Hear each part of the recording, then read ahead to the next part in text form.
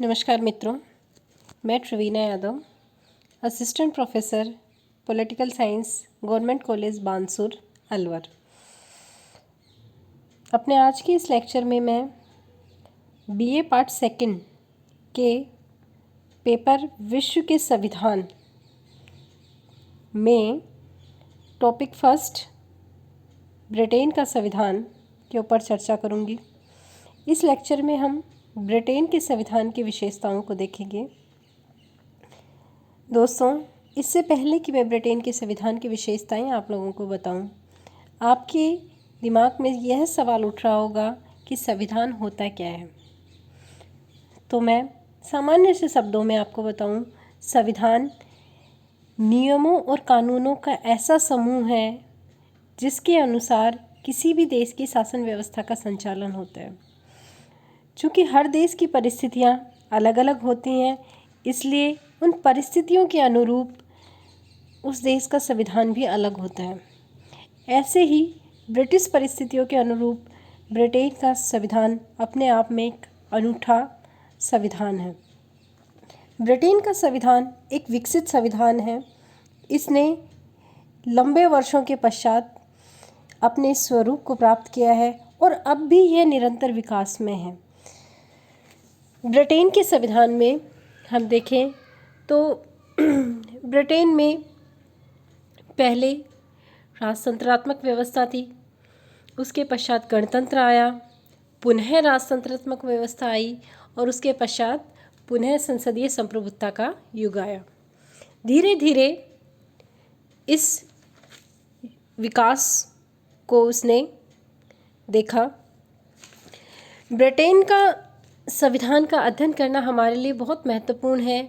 महत्वपूर्ण इसलिए है क्योंकि ब्रिटेन का संविधान विश्व का प्राचीनतम संविधान है और चूँकि यह प्राचीनतम संविधान है, इसलिए विश्व के अन्य संविधानों पर इसका प्रभाव स्पष्ट रूप से देखा जा सकता है। साथ ही लोकतांत्रिक पद्धति का यह एक बहुत अच्छा उदाहरण है। इसके अंतर्गत लोकतंत्रात्मक शासन और जीवन के तत्वों का अनवरत विकास हुआ है। विश्व का एकमात्र अलिखित और विकसित संविधान है। बाकी हम देखें, Bharat, America, France, Canada, Australia, सब देशों के संविधान लिखित संविधान है। एकमात्र ब्रिटिश संविधान ऐसा है जो लिपिबद्ध नहीं है, जो विकसित संविधान है और आज भी वह विकास में है। दोस्तों, ब्रिटेन के संविधान की विशेषताओं को यदि हम देखें तो सबसे पहली विशेषता है विकसित संविधान।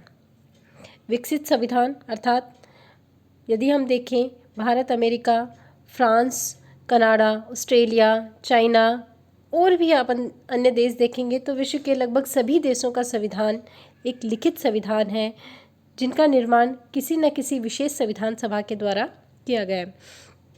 किंतु ब्रिटिश संविधान का निर्माण नहीं हुआ वरन उसका विकास हुआ है और इसने वर्तमान स्वरूप सदियों के विकास के बाद प्राप्त किया है। ब्रिटेन में 9वीं सदी में राजतंत्रात्मक व्यवस्था, 13वीं सदी में संसद का विधिवत चलन प्रारंभ हुआ और 17वीं सदी में पुनः संसदीय संप्रभुता की स्थापना हुई।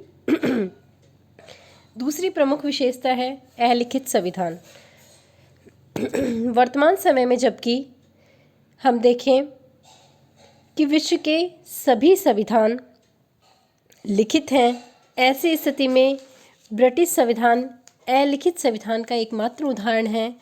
अंग्रेज़ लोग सिद्धांतवादी कम और व्यवहारवादी अधिक होते हैं और इसी कारण उनमें अपने संविधान को लिपिबद्ध करने के प्रति सदैव अनिच्छा रही। ब्रिटिश संविधान में यद्यपि कानूनों के कुछ अंश लिखित भी हैं, लेकिन उनका अधिकांश प्रथाओं और परंपराओं के रूप में अलिखित ही हैं। तीसरी प्रमुख विशेषता है लचीला या सुपरिवर्तनशील संविधान। परिवर्तनशीलता के आधार पर विश्व के संविधानों को हम दो भागों में विभाजित कर सकते हैं, लचीला संविधान और कठोर संविधान। लचीला संविधान वो संविधान होता है जिनमें साधारण कानून और संविधान संशोधन की जो प्रक्रिया है उसमें अंतर नहीं होता, जबकि कठोर संविधान वो होते हैं जिनमें संवैधानिक संशोधन करने की प्रक्रिया बहुत अधिक कठोर होती है, जटिल होती है। ब्रिटिश संविधान को यदि हम देखें तो इस दृष्टि से यह एक लचीला संविधान है। एक लचीला संविधान है। ब्रिटिश संसद सामान्य बहुमत के आधार पर ही संविधान में कोई भी संशोधन या परिवर्तन कर सकती है। चौथी प्रमुख विशेषता है सिद्धांत और व्यवहार में अंतर। ब्रिटिश संविधान का एक महत्वपूर्ण लक्षण है सिद्धांत और व्यवहार में अंतर। यद्यपि विश्व के अन्य देशों के संविधानों में भी सैद्धांतिक स्थिति और वास्तविक स्थिति में अंतर पाया जाता है, किंतु किसी भी अन्य संविधान में यह भेद इतना प्रबल नहीं है जितना कि ब्रिटिश संविधान में। सिद्धांत और व्यवहार में अंतर के हम कुछ इस प्रकार उदाहरण के माध्यम से समझ सकते हैं। सैद्धांतिक दृष्टि से इंग्लैंड में राजतंत्र है, किंतु व्यवहार में वहाँ राजतंत्र न होकर लोकतंत्र है। द्वितीय, सैद्धांतिक दृष्टि से इंग्लैंड की शासन व्यवस्था में शक्ति पृथक्करण पाया जाता है, क्योंकि वहाँ की कानून निर्माण शक्ति संसद में, कार्यपालिका शक्ति मंत्रिमंडल में और न्यायिक शक्ति न्यायपालिका में है। किंतु इंग्लैंड में संसदात्मक शासन व्यवस्था है और वहाँ शक्तियों के पृथक्करण के स्थान पर शक्तियों के केंद्रीयकरण या सामंजस्य देखा जा सकता है। तीसरा, यदि हम अंतर देखें, सैद्धांतिक दृष्टि से ब्रिटिश संसद कैबिनेट पर नियंत्रण रखती है, किंतु वास्तविकता यह है कि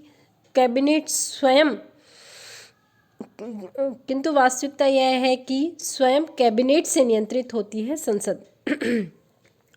क्योंकि यदि कैबिनेट का बहुमत नहीं होगा, सरकार का बहुमत नहीं होगा संसद में, तो सरकार भी गिर जाएगी और संसद के पुनः चुनाव करवाने पड़ेंगे। नेक्स्ट विशेषता है संसदात्मक प्रजातंत्र। ब्रिटेन में संसदीय प्रजातंत्र को अपनाया गया है और ब्रिटिश शासन संसदात्मक व्यवस्था का एक आदर्श प्रतीक माना जाता है। संसदात्मक शासन व्यवस्था के 3 प्रमुख लक्षण हैं और तीनों ही लक्षण ब्रिटिश शासन व्यवस्था में देखने को मिलते हैं। पहला प्रमुख लक्षण है कार्यपालिका और व्यवस्थापिका में घनिष्ठ संबंध। दूसरा, कार्यपालिका के कार्यकाल की अनिश्चितता और तीसरा है दोहरी कार्यपालिका। ब्रिटिश शासन के अंतर्गत हमें तीनों ही विशेषताएं देखने को मिलेंगी। ब्रिटिश सम्राट कार्यपालिका का नाम मात्र का प्रधान है और प्रधानमंत्री तथा कैबिनेट वास्तविक कार्यपालिका है, अर्थात 2 दोहरी कार्यपालिका पाई जाती है, एक नाम मात्र की कार्यपालिका और दूसरी वास्तविक कार्यपालिका। नाम मात्र की कार्यपालिका मतलब ब्रिटिश सम्राट और वास्तविक प्रधानमंत्री और कैबिनेट।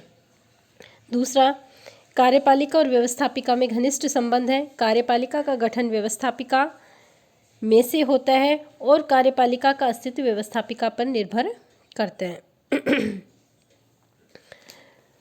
तीसरी, व्यवस्थापिका अर्थात संसद कानून निर्माण के साथ साथ प्रशासन पर भी नियंत्रण रखती है और इसके अंतर्गत राजनीतिक कार्यपालिका अर्थात कैबिनेट का कार्यकाल लोक सदन के यानी व्यवस्थापिका के विश्वास पर ही निर्भर करता है। अगली प्रमुख विशेषता है संसद की सर्वोच्चता या प्रभुसत्ता। ब्रिटिश संविधान की एक अन्य विशेषता संसद की प्रभुसत्ता या सर्वोच्चता का सिद्धांत है। ब्रिटेन में एकात्मक शासन होने के कारण संसद एकमात्र कानून निर्मात्री सत्ता है और संविधान लचीला होने के कारण संसद साधारण बहुमत से ही किसी भी कानून का निर्माण कर सकती है और किसी भी कानून में परिवर्तन कर सकती है। संसद की कानून निर्माण की शक्ति की कोई सीमा नहीं है और ना ही संसद द्वारा निर्मित कानून को किसी भी सत्ता के सम्मुख चुनौती दी जा सकती है। डी लॉम्ब का तो इसका संबंध में एक बहुत ही महत्वपूर्ण कथन है कि ब्रिटिश संसद स्त्री को पुरुष और पुरुष को स्त्री बनाने के अलावा सब कुछ कर सकती है, अर्थात ब्रिटिश संसद बहुत पावरफुल है, सर्वोच्च है, उसको सभी शक्तियाँ प्राप्त है, वो किसी भी कानून का निर्माण कर सकते हैं, उसको ख़त्म कर सकते हैं, उसमें जैसे चाहे वैसे परिवर्तन कर सकते हैं। अगली प्रमुख विशेषता है एकात्मक शासन। क्षेत्र की दृष्टि से ब्रिटेन एक सुगठित इकाई है और संभवतः इसी कारण ब्रिटेन में एकात्मक शासन को अपनाया गया है। संविधान के द्वारा शासन की समस्त शक्ति केंद्रीय सरकार में निहित कर दी गई हो और यह केंद्रीय सरकार ही संपूर्ण देश के शासन का संचालन करती है। यद्यपि प्रशासनिक सुविधा की दृष्टि से हम देखें तो ब्रिटेन को विभिन्न प्रशासनिक इकाइयों में बांटा गया है, विभिन्न स्थानीय इकाइयों में बांटा गया है और इन्हें कुछ शक्तियाँ भी दी गई हैं, लेकिन शासन व्यवस्था एकात्मक है और एकात्मक होने के कारण ये जो स्थानीय इकाइयाँ हैं ये अपनी शक्तियाँ संविधान से नहीं वरन केंद्रीय सरकार से प्राप्त करती हैं, अर्थात इनकी शक्तियाँ केंद्रीय सरकार की इच्छा पर निर्भर करती हैं। यानी अगर केंद्रीय सरकार इनकी शक्तियों को छीनती है तो वो किसी भी न्यायालय में उसको चुनौती नहीं दे सकते क्योंकि उनका संविधान में किसी भी प्रकार का कोई वर्णन नहीं है। नेक्स्ट, विधि का शासन। ब्रिटिश संविधान की एक महत्वपूर्ण विशेषता है जिस पर ब्रिटिश लोग बहुत अधिक गर्व करते हैं, विधि का शासन। विधि के शासन से आशय है इंग्लैंड के शासन का संचालन किन्हीं विशेष व्यक्तियों की इच्छा से नहीं होता वरन विधि अर्थात कानून के द्वारा किया जाता है। विधि का शासन अर्थात ब्रिटेन में सभी व्यक्ति चाहे उनका पद, उनकी स्थिति कुछ भी क्यों ना हो, सब एक ही प्रकार की विधि और एक ही प्रकार के न्यायालय के अधीन है। यानी वो जो कानून है, चाहे वो पद, कोई भी पद धारण किए हुए हो, कोई भी व्यक्ति हो, सब पर विधि समान रूप से लागू होती है। इस संबंध में ब्रिटिश व्यवस्था फ्रांस की व्यवस्था से बिल्कुल भिन्न है, जहां सरकारी कर्मचारी और न्यायालय की विशेष स्थिति को स्वीकार करते हुए उनके लिए प्रशासनिक विधि और न्यायालय की व्यवस्था की गई। यानी फ्रांस में पद के आधार पर भेदभाव किया गया है विधि में, जबकि ब्रिटेन में पद के आधार पर या व्यक्ति विशेष के आधार पर किसी भी प्रकार का कोई भेदभाव नहीं हो सकता। विधि के समक्ष सब क्या है, समान है, सब पर समान रूप से विधि लागू होगी। अगली है मिश्रित शासन प्रणाली। ब्रिटिश संविधान एक निर्मित नहीं वरन विकसित संविधान है। एक ही समय पर पूर्ण संविधान का निर्माण करने के बजाय यह धीरे धीरे विभिन्न परिस्थितियों के अनुसार ढला है और परिस्थितियों के अनुसार विकास के कारण ही संविधान में प्रगतिशीलता का समावेश हुआ है और कुछ असंगतियां भी आ गई। और इसी असंगति का प्रमाण है ब्रिटेन की मिश्रित शासन प्रणाली। ब्रिटेन में राजतंत्र भी देखने को मिलता है, ब्रिटेन में कुलीन तंत्र भी देखने को मिलता है, ब्रिटेन में प्रजातंत्र भी देखने को मिलता है। इन तीनों शासन प्रणालियों का मिश्रित रूप है वहाँ पे। ब्रिटेन राजतंत्र के प्रतीक के रूप में ब्रिटेन का सम्राट है, जिसके द्वारा उत्तराधिकार के आधार पर अपना पद प्राप्त किया जाता है। लॉर्ड सभा कुलीन तंत्रीय संस्था है, जिसके अधिकांश सदस्य कुलीन वर्ग से आते हैं। और लोक सदन और कैबिनेट लोकतंत्रीय संस्थाओं के प्रतीक हैं। अर्थात ब्रिटेन में कुलीन तंत्रीय, प्रजातंत्रीय और राजतंत्रीय तीनों शासन प्रणालियों के प्रतीक हमें देखने को मिलते हैं। इसलिए ब्रिटिश शासन प्रणाली को एक मिश्रित शासन प्रणाली या मिश्रित संविधान की संज्ञा भी दी जाती है। अगला है द्विदलीय पद्धति। ब्रिटिश संविधान और राजनीति की एक महत्वपूर्ण विशेषता ब्रिटिश संविधान की एक महत्वपूर्ण विशेषता है द्विदलीय पद्धति। ब्रिटेन में राजनीतिक दलों के संगठन को लेकर पूर्ण स्वतंत्रता है, किंतु व्यवहार में यदि हम देखें तो पिछले लगभग 3 सदियों से वहाँ 2 ही महत्वपूर्ण सदन हैं, 2 ही महत्वपूर्ण राजनीतिक दल हैं जिनमें आपस में सत्ता परिवर्तन होता रहता है। कभी लेबर पार्टी तो कभी कंजर्वेटिव पार्टी, 2 महत्वपूर्ण दल हैं, लेबर पार्टी और कंजर्वेटिव पार्टी। तो कभी सत्ता कंजर्वेटिव पार्टी के पास होती है कभी लेबर पार्टी के पास होती है। अगली है सीमित रूप से शक्ति विभाजन का सिद्धांत। शक्ति पृथक्करण सिद्धांत के प्रतिपादक मॉन्टेस्क्यू हैं, आप सभी जानते हैं। ब्रिटिश शासन प्रणाली की जो महत्वपूर्ण विशेषता है वो शक्ति पृथक्करण नहीं वरन शक्ति विभाजन है, और ये सिद्धांत भी यहाँ पूर्ण रूप से नहीं अपनाया गया है।